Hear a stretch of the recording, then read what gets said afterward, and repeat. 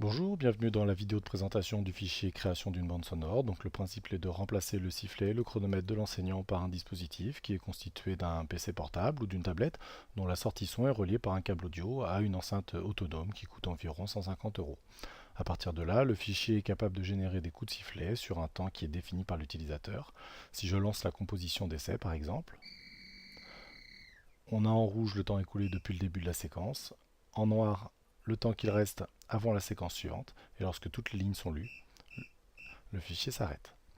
On peut utiliser ce fichier pour différentes applications, comme une évaluation de demi-fond, ou un test VMA, ou encore un 30-30. En fait, toutes les possibilités sont infinies, puisque on peut créer soi-même sa propre fiche à partir d'un tableau, sur lequel on définit la durée en secondes. Donc si on veut un coup de sifflet au bout de 3 secondes, on inscrit 3.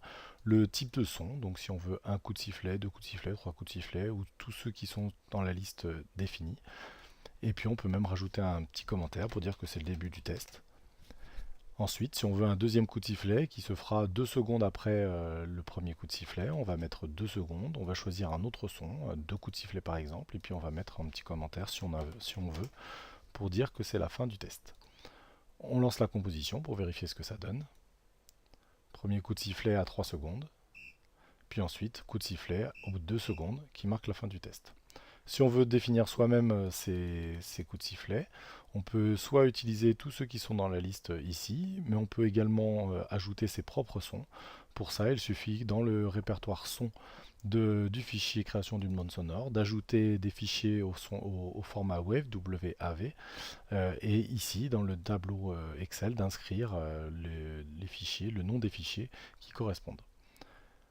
Si on veut utiliser le testeur de durée, tout simplement, ça sert si on veut avoir une information du temps qui a été écoulé depuis le début de la séquence. On met l'ensemble des séquences, 3 secondes, 6 secondes, et on a le temps écoulé au total, ce qui nous permet d'avoir une information lorsque l'on crée soi-même sa fiche. Voilà pour la petite présentation de ce fichier, j'espère qu'elle vous a plu et je vous dis à bientôt pour les suivantes. Au revoir.